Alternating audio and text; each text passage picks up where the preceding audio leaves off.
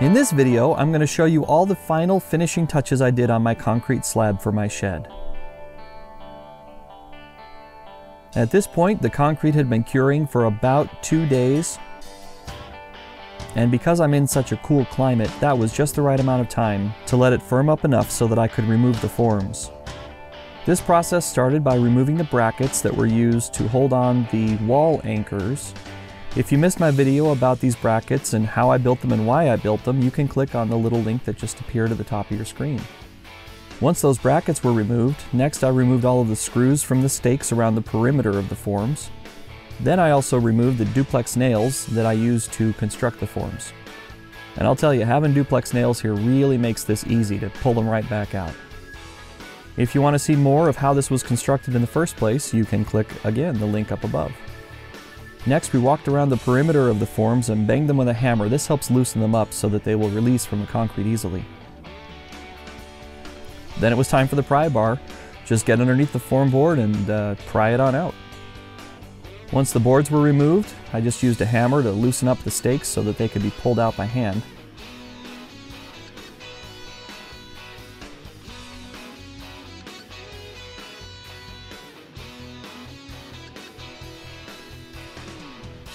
And we just repeated this process all the way around until all the form boards had been removed.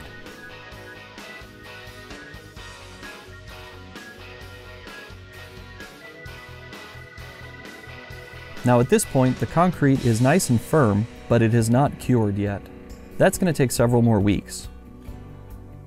But it's at this consistency where you can easily kind of smooth over corners and clean up any spots that are a little bit high or anything like that right on the edges. I just ran the edge of my crowbar along the side here to knock down that sharp edge a little bit. Once I had removed the forms, it was obvious that that first wheelbarrow full of concrete that was too dry really caused a little bit of a problem in this first little corner. You might remember that the first wheelbarrow came off the back of the truck super dry. And instead of shoveling it around into the middle of the form areas, I dumped it in the first corner, and that was a mistake, and this is the result. You can see the concrete did not flow well down into the forms, and it left me with this kind of jagged, rocky, hole-filled mess. Now luckily it was restricted to only this corner, and it only went for about 2 feet in both directions down the edges. So I get to try my hand at patching concrete. These are the materials I'm using. It's a rapid set cementol. You can get it at any big box store. And then I've also got this putty knife and a stirring stick and a bucket for some water and a pad to kneel on to save my aging knees. It stinks getting old. So I just decided to kind of try and eyeball this process as far as the mix ratios go. I did make sure and put on some gloves because this mix, like all concrete, can be caustic when it's wet and can really irritate your skin, especially if you get it on there and let it start to dry on your skin. So make sure you're wearing gloves if you ever need to do a patch or pour concrete at all. So I grabbed my garden hose and put a little bit of water in and then just started mixing. I wanted to go for a consistency that was thick enough that it wouldn't just fall right back off the wall after I stick it up there. And initially this was a little too wet. You can see it still just falls right off my stirring stick. So I grabbed a little bit more of the mix and poured it in and kept stirring. This of course made it too dry because I could never get it right the first or second time. So I added just a little bit more water and then it was just the right consistency. So concrete needs water to cure, so I added a little extra water on the sides of the curing concrete here to make sure that the patch would stick really well and to make sure that the existing concrete wouldn't suck the water out of the patch material. Then I just loaded up my spackle blade and pressed it very firmly into all those cracks and crevices, working my way from the corner towards the center part of the slab. Now I'm not too concerned with how the lower portion of this is going to turn out because I'm going to wind up raking my landscaping rocks over towards that area and that'll be covered. And I'm also not too concerned with the color difference The slab itself is very, very dark right now because it's still very wet, and it'll lighten up as it cures. The final color you'll see here at the end of the video, though, is still a little bit off. The patch is more tan, and the concrete itself is more of a lighter gray, but that's really okay.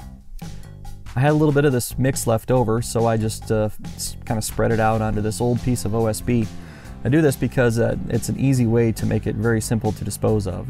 Let it cure for a day or two, it hardens up, and then it's just easy to knock off and dispose of it.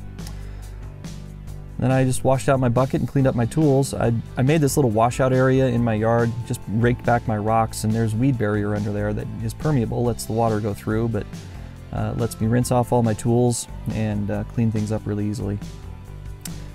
So once I had finished with the spackle blade on there, next was to use a sponge to sponge finish it. This is a really simple process. You just get the sponge wet and then just very lightly dab it onto the surface of the patch material. This blends out any of the knife marks, smooths it out a little bit, and makes it a much closer appearance to the original concrete that I'm patching.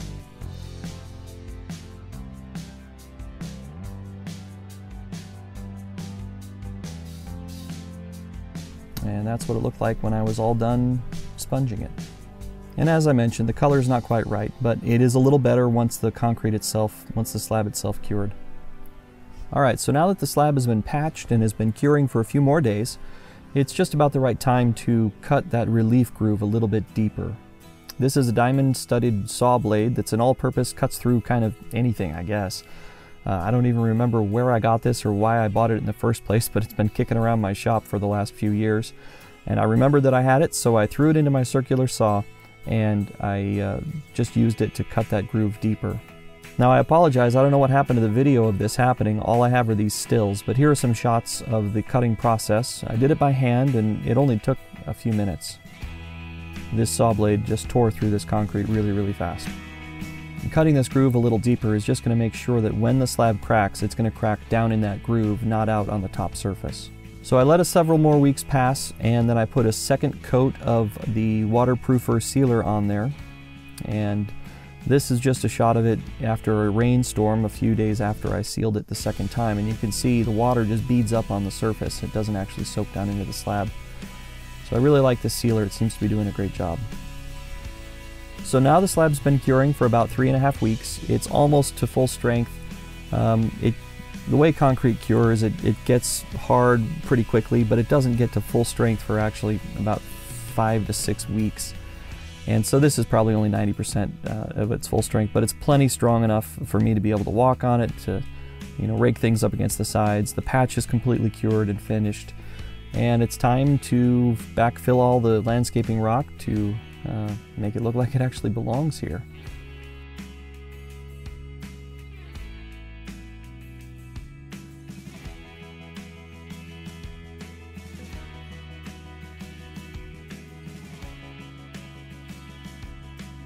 Now in this shot in particular, you can really see the color difference of the patch versus the actual slab. But there's going to be a ramp there that's going to go for the doorway that will hide that quite a bit, and then there's going to be siding that comes down to cover it up, so I'm not really all that concerned about the difference in the color. Plus, it's a shed. So I'm just backfilling in the landscaping stone.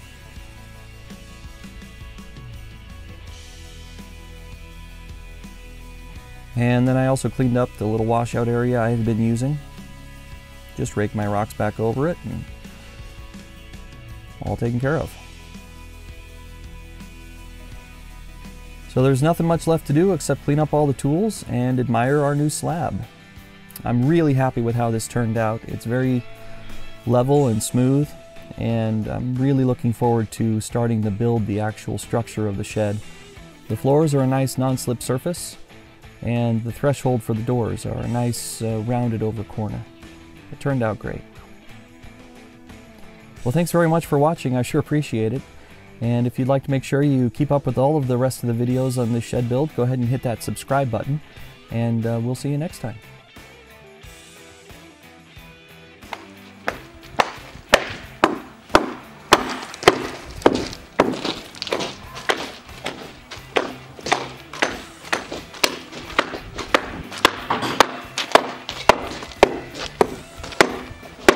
Done.